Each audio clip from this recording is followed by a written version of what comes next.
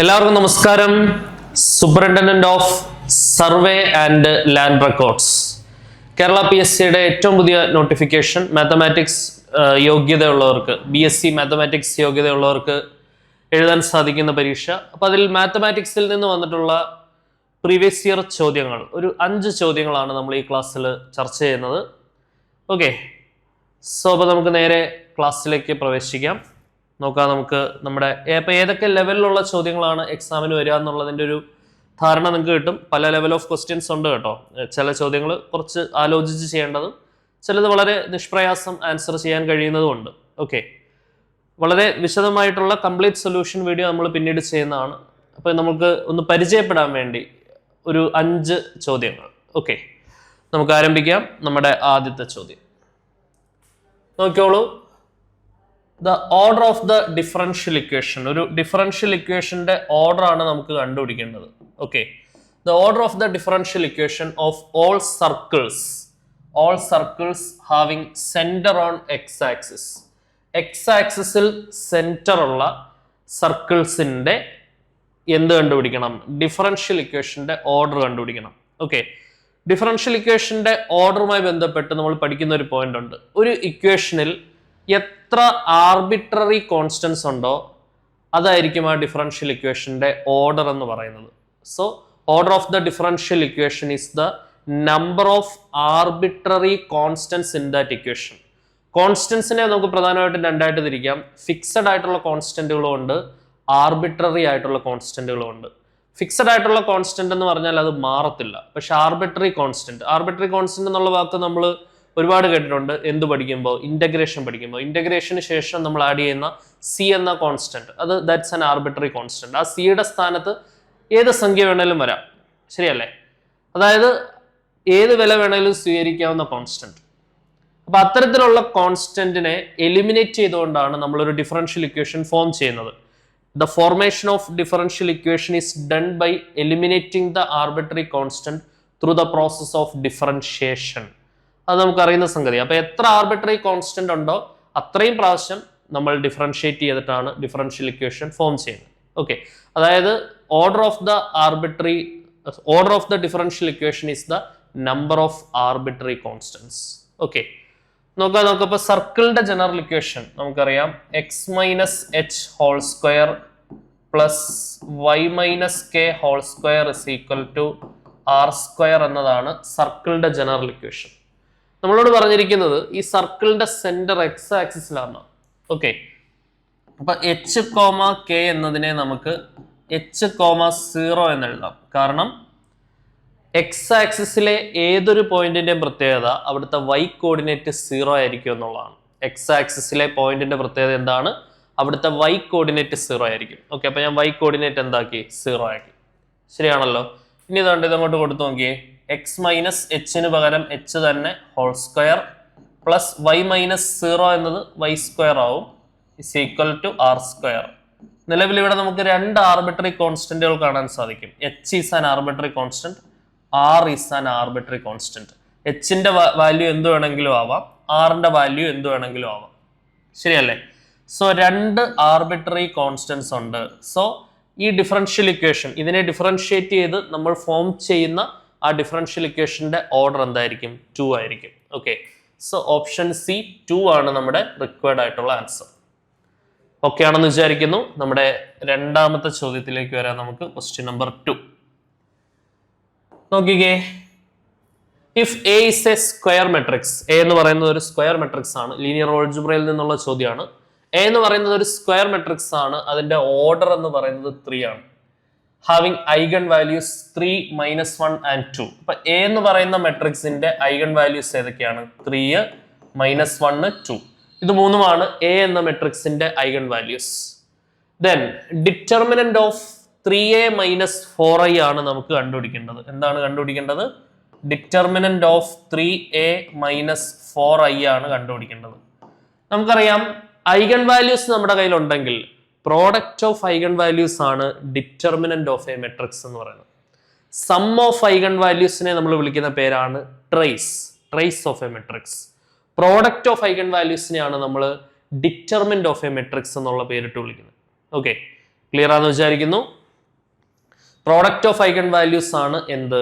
Determinant. Product of eigen values ആണ് determinant of the matrix എന്ന് വിളിക്കുന്നത്. സം ഓഫ് ഐഗൺ വാല്യൂസും ആ മെട്രിക്സിന്റെ ട്രേസും സെയിം ആയിരിക്കും. പ്രോഡക്റ്റ് ഓഫ് ഐഗൺ വാല്യൂസ് ആ മെട്രിക്സിന്റെ ഡിറ്റർമിനന്റിന് ഈക്വൽ ആയിരിക്കും. നോക്കിക്കേ, അപ്പൊ നമുക്ക് ഈ 3a-4iയുടെ ഐഗൺ വാല്യൂസ് കണ്ടുപിടിച്ചു കഴിഞ്ഞാൽ ആ ഐഗൺ വാല്യൂസിന്റെ പ്രോഡക്റ്റ് എടുത്താൽ നമുക്ക് എന്ത് കിട്ടും? ആ എ എന്താണ് നമ്മളോട് ആവശ്യപ്പെട്ടിരിക്കുന്ന 3a-4i എന്ന മെട്രിക്സിന്റെ 3a-4i എന്ന മെട്രിക്സിന്റെ എന്ത് കിട്ടും നമുക്ക്? ശ്രദ്ധിച്ചിരിക്കുക, 3a-4i എന്ന മെട്രിക്സിന്റെ ഡിറ്റർമിനന്റ് കിട്ടും. 3a-4iയുടെ ഐഗൺ വാല്യൂസ് കണ്ടുപിടിക്കുക. ആ ഐഗൺ വാല്യൂസിന്റെ പ്രോഡക്റ്റ് എടുത്താൽ 3a-4iയുടെ ഡിറ്റർമിനന്റ് നമുക്ക് കണ്ടുപിടിക്കാനായിട്ട് പറ്റും. ശരിയാണല്ലോ? സോ എയുടെ ഐഗൺ വാല്യൂസ് 3 - 1 2. അങ്ങനെയാണെങ്കിൽ പറഞ്ഞേ മക്കളെ, 3a-യുടെ ഐഗൺ വാല്യൂസ് എന്തായിരിക്കും? 3a-യുടെ ഐഗൺ വാല്യൂസ് കണ്ടുപിടിക്കണമെന്നുണ്ടെങ്കിൽ ഈ കാണുന്ന വാല്യൂസിനെ നമ്മൾ 3 കൊണ്ട് മൾട്ടിപ്ലൈ ചെയ്താൽ മതി. 3 കൊണ്ട് മൾട്ടിപ്ലൈ ചെയ്യുമ്പം 3 × 3 -1 × 3 3 × 2. ഓക്കെ, അതായത് 9 - 3 6. 9 - 3 6 ആണ് 3a-യുടെ ഐഗൺ വാല്യൂസ്. ഇനി 3a-4iയുടെ ഐഗൺ വാല്യൂസ് കണ്ടുപിടിക്കണമെങ്കിൽ ഈ കാണുന്ന ഐഗൺ വാല്യൂസിൽ നിന്ന് നമ്മൾ എന്ത് കുറച്ചാൽ മതി? 4 കുറച്ചാൽ മതി. സോ 9ൽ നിന്ന് 4 കുറയ്ക്കുക, -3ൽ നിന്നും 4 കുറയ്ക്കുക, 6ൽ നിന്നും 4 കുറയ്ക്കുക. 9ൽ നിന്ന് 4 കുറച്ചാൽ 5, -3 - 4 എന്ന് പറഞ്ഞാൽ -7. 6ൽ നിന്നും 4 കുറച്ചാൽ 2. ഇതാണ് ആരുടെ ഐഗൺ വാല്യൂസ്? നമ്മുടെ 3a-4iയുടെ ഐഗൺ വാല്യൂസ്. 3a-4iയുടെ ഐഗൺ വാല്യൂസ് കിട്ടി. 5ഉം -7ഉം 2ഉം. 3a-4iയുടെ ഐഗൺ വാല്യൂസ് കിട്ടി. ഇനി 3a-4iയുടെ ഡിറ്റർമിനന്റ് കണ്ടുപിടിക്കണം എന്നുണ്ടെങ്കിൽ നമ്മൾ എന്തെടുത്താൽ മതി? ഈ ഐഗൺ വാല്യൂസിന്റെ പ്രോഡക്റ്റ് എടുത്താൽ മതി. ശരിയല്ലേ? സോ ഡിറ്റർമിനന്റ് ഓഫ് 3a-4i എന്ന് പറയുന്നത് ഈ കാണുന്ന ഐഗൺ വാല്യൂസിന്റെ പ്രോഡക്റ്റ് എടുത്താൽ മതി. അപ്പൊ എന്ത് വരും? 5 × -7 × 2 എന്ന് വരും. ശരിയല്ലേ? സോ 2 × 10 10 × 7 70. അപ്പൊ -70 ആണ് നമുക്ക് ആൻസർ കിട്ടുന്നത്. Option D -70 is the answer. Okay ആണല്ലോ? -70 ആണ് നമ്മുടെ ശരി ഉത്തരം. അടുത്ത ചോദ്യത്തിലേക്ക് വരാം. മൂന്നാമത്തെ ക്വസ്റ്റ്യൻ നോക്കിക്കോളൂ. Question number 3. The residue of cot z at z is equal to 0. Cot z-ന്റെ expansion നമുക്ക് പല രീതിയിൽ ഇതിന്റെ റെസിഡ്യൂ പറയാം. ഒന്നിലെ cot z-ന്റെ എക്സ്പാൻഷൻ 1/z മൈനസ് എന്നാണ് തുടങ്ങുന്നത്. കോയിഫിഷ്യന്റ് ഓഫ് 1/z ആണ് റെസിഡ്യൂ എന്ന് പറയുന്നത്. ഇപ്പൊ 1/z-ന്റെ കോയിഫിഷ്യന്റ് അവിടെ 1 ആണ്. അപ്പൊ തന്നെ റെസിഡ്യൂ 1 ആണെന്നുള്ളത് നമുക്ക് എടുക്കാം. ഇനി നമുക്കറിയാം, ഒരു f(x) / g(x) എന്ന ഫോമിൽ എഴുതി കഴിഞ്ഞാൽ റെസിഡ്യൂ അറ്റ് എന്താണ്? ഒരു f(z/g(z) എന്ന് എഴുതാം. സാറിന് നമ്മൾ z കൊണ്ടാണല്ലോ ഇതൊക്കെ ഡിനോട്ട് ചെയ്യാറ്. ഒരു f(z) / g(z) എന്നുള്ള ഫോർമാറ്റിലാണ് നമ്മുടെ ചോദ്യമെങ്കിൽ റെസിഡ്യൂ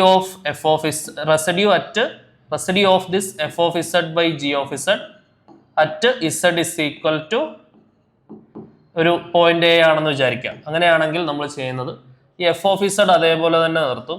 താഴെയുള്ള g(z)നെ ഡിഫറൻഷിയേറ്റ് ചെയ്യും. g'(z) കണ്ടുപിടിക്കും. എന്നിട്ട് നമ്മൾ z-ന് ആ പോയിന്റ് കൊടുക്കും. z is equal to a എന്നുള്ള പോയിന്റ് അങ്ങോട്ട് സബ്സ്റ്റിറ്റ്യൂട്ട് ചെയ്യും. അന്നേരം നമുക്ക് എന്ത് കണ്ടുപിടിക്കാം? റെസിഡ്യൂ കണ്ടുപിടിക്കാം. So residue of cot z at z is equal to 0 ആണ് നമുക്ക് വേണ്ടത്. സോ റെസിഡ്യൂ ഓഫ് cot z-നെ നമുക്ക് എങ്ങനെ എഴുതാം? cos z / sin z എന്ന് എഴുതാം അല്ലെ? cos z/sin z ആണ് എന്ത്? cot z at z is equal to എന്താണ്? 0. നമ്മൾ ചെയ്യുന്നത് എന്തുവാ? സോ റെസിഡ്യൂ കണ്ടുപിടിക്കണം എന്നുണ്ടെങ്കിൽ നമ്മൾ എന്താ ചെയ്യുന്നത്? പറഞ്ഞേ, ഈക്വേഷൻ അപ്ലൈ ചെയ്ത് പറഞ്ഞേ. f(z) ന്യൂമറേറ്ററിലുള്ള ആൾ നമ്മൾ അതേപോലെ തന്നെ അവിടെ നിർത്തും. ഓക്കെ, cos z-നെ അതേപോലെ തന്നെ നിർത്തി.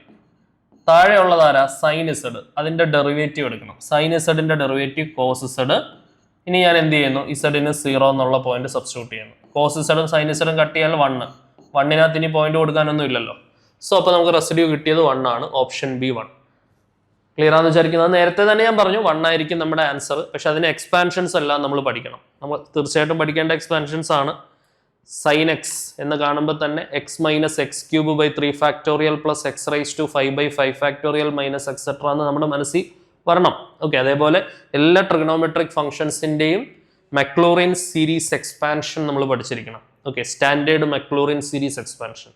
ആ മക്ലോറിൻ സീരീസ് എക്സ്പാൻഷനകത്ത് 1 ബൈ ഇസഡിന്റെ കോയിഫിഷ്യന്റ്, ഇപ്പൊ sine Z by Z square അങ്ങനെയൊക്കെ ആയിരിക്കും വരുന്നത്. ഇപ്പൊ സൈൻ ഇസഡിന്റെ ആ ഒരു എക്സ്പാൻഷൻ കൊടുത്തു കഴിഞ്ഞാൽ 1 ബൈ ഇസഡിന്റെ കോയിഫിഷ്യന്റ് ആയിട്ട് നമുക്ക് ഡയറക്ട്ലി റെസിഡ്യൂ കിട്ടും. അങ്ങനെ ചെയ്യാം.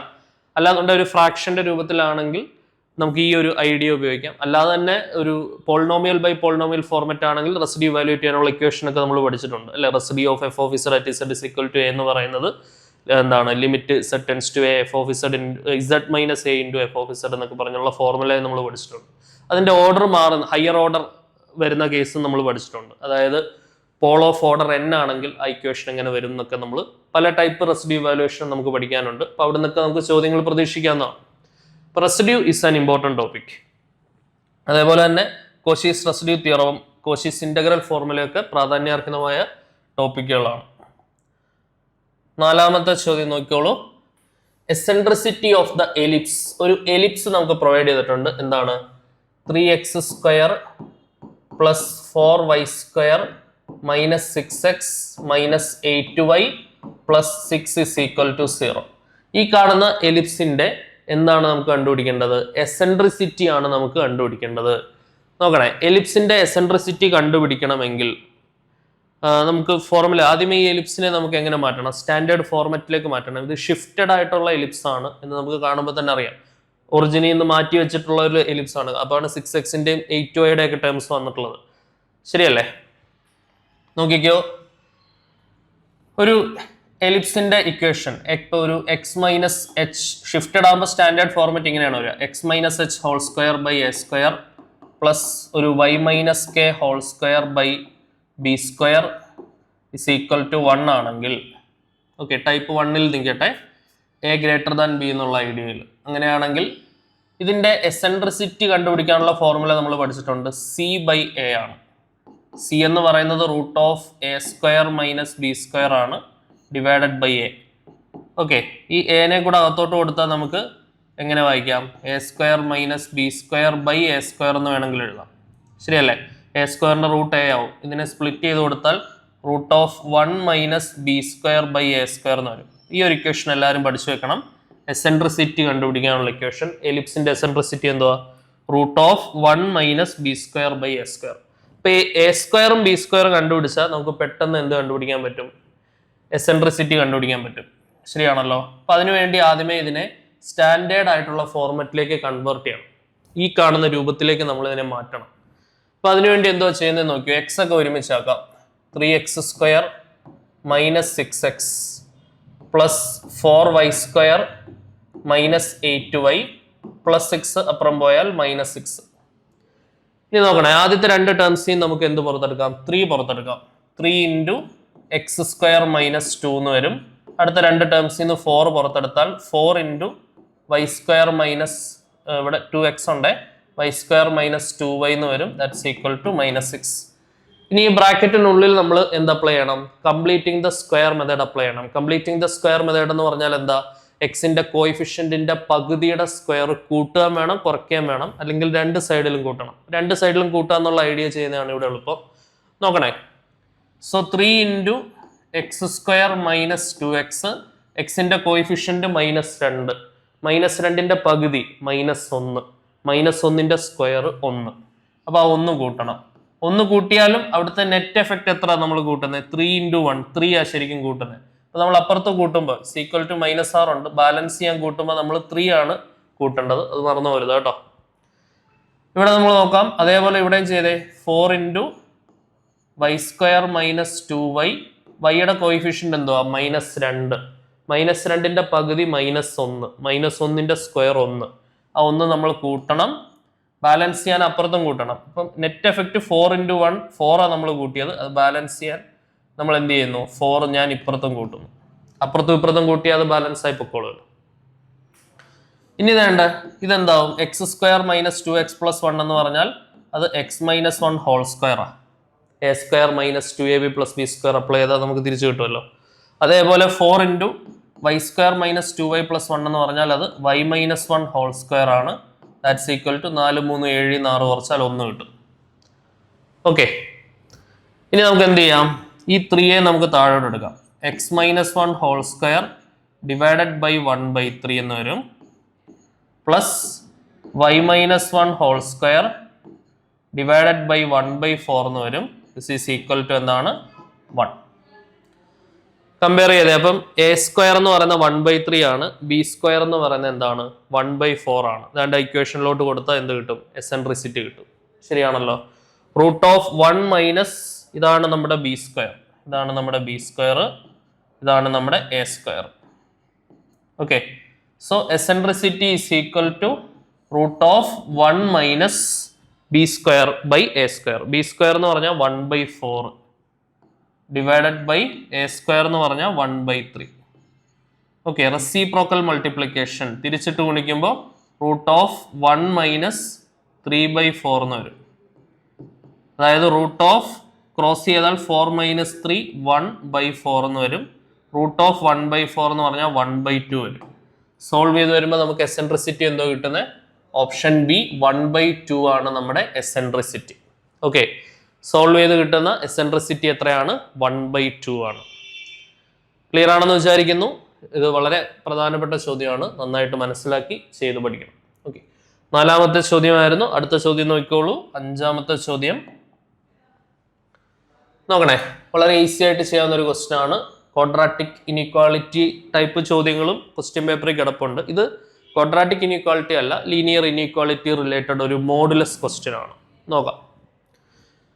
The collection of all points of x satisfying modulus of x minus 1 less than 1 belongs to the set എന്നുള്ളതാണ് ചോദ്യം. ഓക്കെ, നമ്മൾ പഠിച്ചിട്ടുണ്ട് modulus of X less than A ആണെങ്കിൽ നമുക്കതിനെ minus A less than X less than A ആക്കി മാറ്റാം. Okay, modulus of X greater than A ആണെങ്കിൽ അത് 2 കണ്ടീഷൻസ് ആയിട്ട് നമ്മൾ തിരിക്കണം. ഒന്ന് എക്സ് ഗ്രേറ്റർ ദാൻ എ എന്ന condition, 2 X less than minus A എന്നുള്ള കണ്ടീഷൻ. ഇത് രണ്ടും നന്നായിട്ട് നമ്മുടെ ഓർമ്മയിൽ ഉണ്ടാവണം. ഇത് വെച്ചുകൊണ്ട് നമുക്ക് കുറേ ക്വസ്റ്റ്യൻസ് ചെയ്യാൻ പറ്റും. ഓക്കെ, ഇതുപോലെ മോഡുലസ് വരുന്ന ചോദ്യങ്ങളൊക്കെ സിംപ്ലിഫൈ ചെയ്യാൻ നമുക്കിത് ഭയങ്കര ഹെൽപ്ഫുൾ ആയിരിക്കും. Modulus of X minus 1 is less than 1 എന്നാണ് പറയുന്നത്. അപ്പം -1 less than X minus 1 less than 1 എന്ന് കൊടുക്കുക. ഓക്കെ ആണല്ലോ.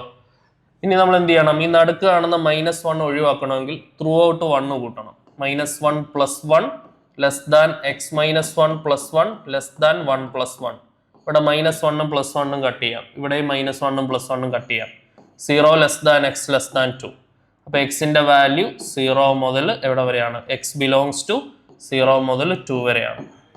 ഓക്കെ, സോ ഓപ്ഷൻ ബി 0 മുതൽ 2 വരെയാണ് നമുക്ക് എന്ത് കിട്ടുന്നത്, എക്സിന്റെ വാല്യൂസ് കിട്ടുന്നത്.